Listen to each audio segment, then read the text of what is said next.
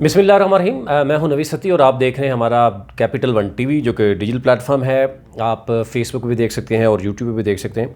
बात करेंगे कि जनाब जब से एक बहुत बड़ी तब्दीली आई है आज़ाद जम्मू और कश्मीर में, और कहा जा रहा है कि जनाब बहुत बड़ा इनकलाब आ गया है कि जनाब चौधरी अनवार अल हक साहब वज़ीर-ए-आज़म बन गए हैं।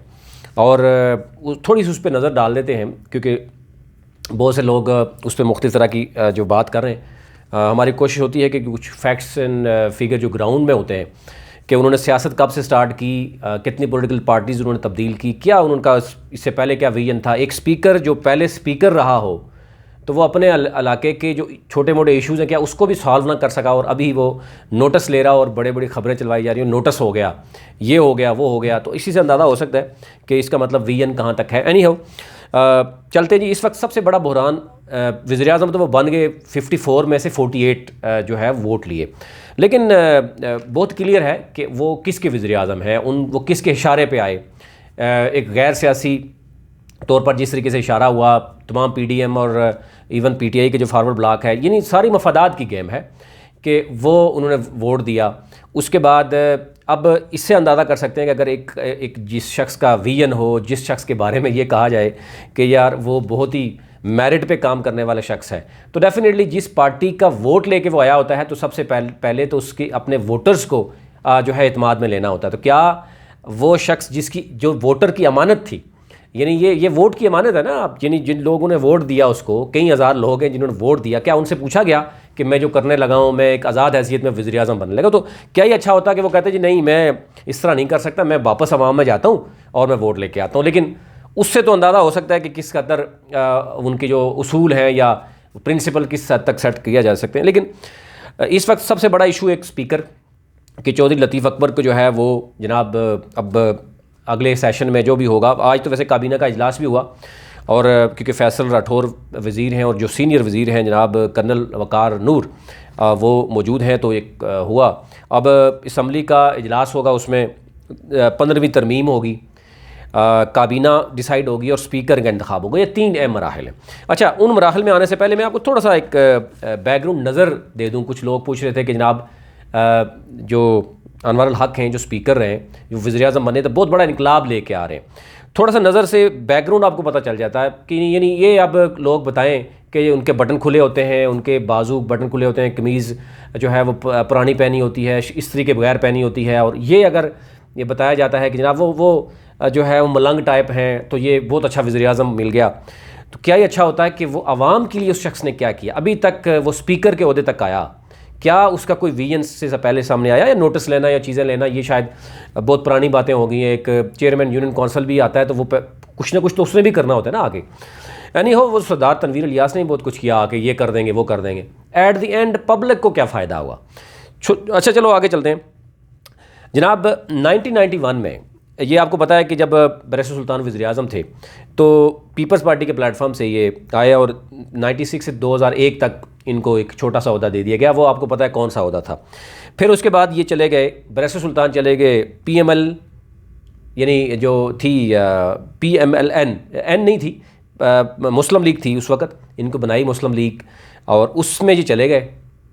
और उसके बाद आप इसी से अंदाज़ा कर सकते हैं नज़रिया किस हद तक उनका पक्का नज़रिया है। अगर वो अपनी आज़ाद हैसियत में लड़ते रहते तो फिर भी समझते हैं कि उनका अपना वोट बैंक है, उनका अपना नज़रिया है, लोगों के लिए डिलीवर करते हैं, तो ऐसा आपको नज़र आ जाएगा। यानी पहले पीपल्स पार्टी में, फिर PML, उसके बाद आ जाते हैं जनाब, फिर वो पीपल्स पार्टी में चले जाते हैं।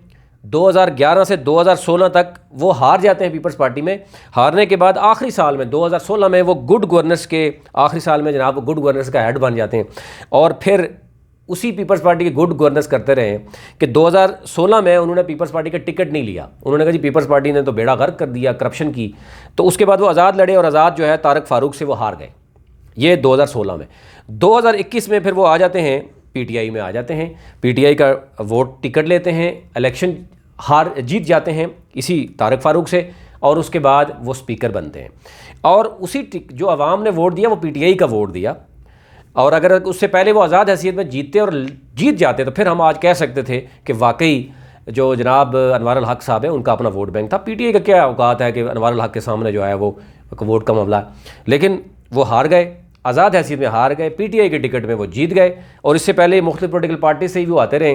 तो अभी तक आज़ाद कश्मीर ने कितनी पार्टियाँ यहाँ आपको पता है कि उन्होंने सब के मज़े जो है वो चख लिए। अब वो फिर 2023 में यानी आप समझें कि पीटीआई को भी खैराबाद कर दिया, वो आज़ाद आ गए कि मैं आज़ाद हैसियत में यानी वो वज़ीर आज़म बन गए। तो इसी से हम अंदाज़ा कर सकते हैं कि एक तो बैकग्राउंड थोड़ा सा आप नज़र रखें कि सद्दात यानी तनवीर इलियास तो कुछ भी नहीं था, वो तो बेचारा पहली दफ़ा आया, पैसे के बलबूते पे आया, जो करना था वो कर गया। तो ये तो साहब हैं मौसूफ जो हैं जो स्पीकर के ओहदे पे रहे, और आज नोटिस क्या ले रहे हैं जी, हेल्थ के ये इशू हो गया, फलाना हो गया, फलाना हो गया, फलाना हो गया।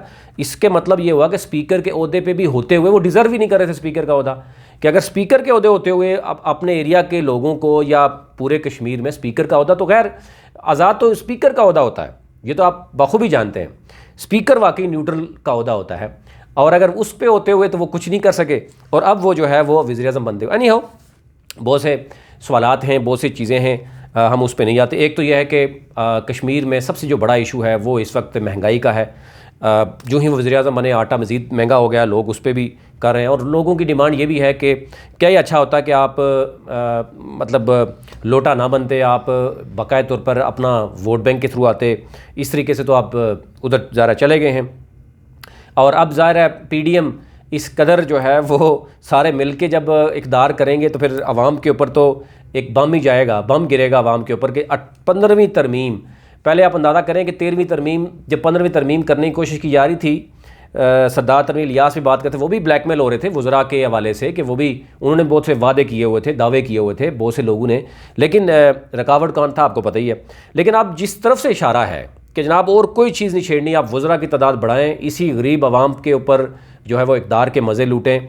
बल्कि कल कोई एक कह रहा था कि कोई एक सिंगल गाड़ी भी नहीं बची पीछे, अभी सब ने नज़र रख लिया और तमाम जो है वो अभी इक़्तिदार के मज़े लूटेंगे। पीडीएम की भी हुकूमत है, नून लीग की भी हुकूमत है, यानी जो जिस पार्टी की जितनी सीटें हैं वो फॉरवर्ड ब्लॉक की भी हुकूमत है, और ज़ाहिर जो अपोजिशन में होंगे वो भी बेचारे दो चार जो अपने मफाद के लिए बैठेंगे वो भी बैठेंगे। तो यानी इस वक्त सारे हुकूमत में हैं, सिर्फ अवाम हुकूमत से बाहर है। तो 3-4 चीज़ें बड़ी अहम हैं, वो मैं आपके सामने रख देता हूँ।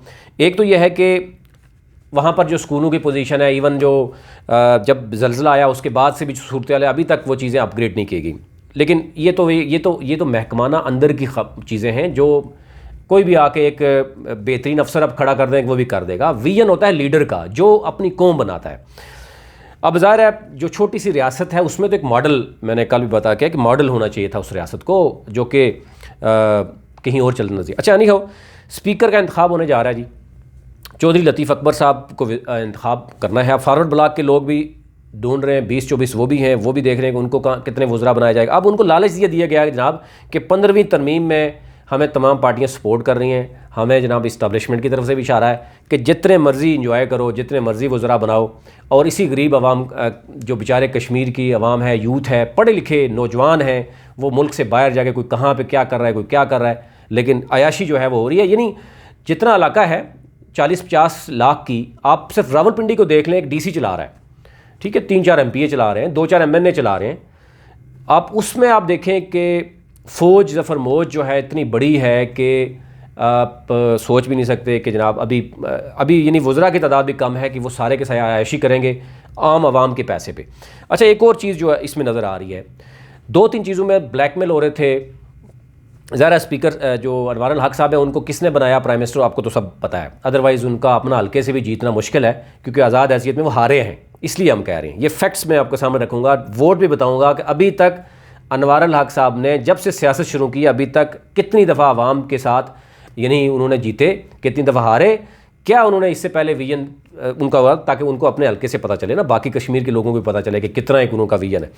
एनी हाउ, अब आ गया जनाब फॉरवर्ड ब्लॉक को भी, और सब परेशान ये है कि काबीना कैसा। उनको कहा गया कि नहीं, आप पहले स्पीकर का इंतखाब कर लें, फिर उसके बाद काबीना करेंगे। और उनको ये कहा गया, हर एक को मैसेज आ रहा है जनाब कि आपको पता है अब तो 15वीं तरमीम का मामला आ गया, हम बाकी किसी चीज़ को नहीं छेड़ेंगे, सिर्फ वज़रा के मामले को हम ऐसा करेंगे कि जनाब जितने मर्ज़ी वज़रा बना लें। और फिर बजट कि पहले जनाब 11-12 अरब बजट था, तो पीटीआई की हुकूमत थी, तो उसको तो बजट नहीं मिलना था। अब सारे मिल के लूटेंगे तो बजट भी इंक्रीज़ हो जाएगा। अब जो है वो भी कहा गया कि फेडरल ने भी इनको कहा कि जनाब ठीक है, पीपल्स पार्टी भी है, नून लीग भी है, सारे हैं, फार्मूलाग भी आ गया, तो मिल के अवाम के नाम पे ही लूटना है, तो जनाब बजट भी बढ़ जाएगा। आप देखिएगा बजट भी बढ़ जाएगा, फिर स्पीकर भी बन जाएगा और काबीना भी बड़ी बन जाएगी और अवाम वहाँ पे ही रहेगी। तो ये ओवरऑल सूरत हाल है। और उसके लिए पहले तो 2 दिन परेशानी थी, तो बाकायदा तौर पर जहाँ से इशारा मिलना था वहाँ से बताया गया कि अब ज़रा चलाना भी उन्होंने, क्योंकि पीडीएम जिस कदर एक चूचू का मुरब्बा बन गया है, तो आप इसी सोच सकते हैं कि जैसे 2011 से 2016 की अगर आप स्टडी करें, 2011-12 का जब स्टडी करें तो कितने वज़ीर-ए-आज़म चेंज हुए थे। सेम सिचुएशन अभी बनी हुई है कि पहले 8 माह में एक वज़ीर-ए-आज़म रहा, फिर 7-8 माह में दूसरा गया, तीसरा आ गया, और वो कैसे आया वो आप जानते ही हैं। अब यानी तमाम कश्मीर की जमातें मिलकर कश्मीरी अवाम पर जो है वो जुल्म करेंगी। यानी हुकूमत क्या करेंगी, जुल्म ही करेंगी। अदरवाइज़ तो शायद हुकूमत जो 2-4 करना चाहते तो वो कर भी लेते।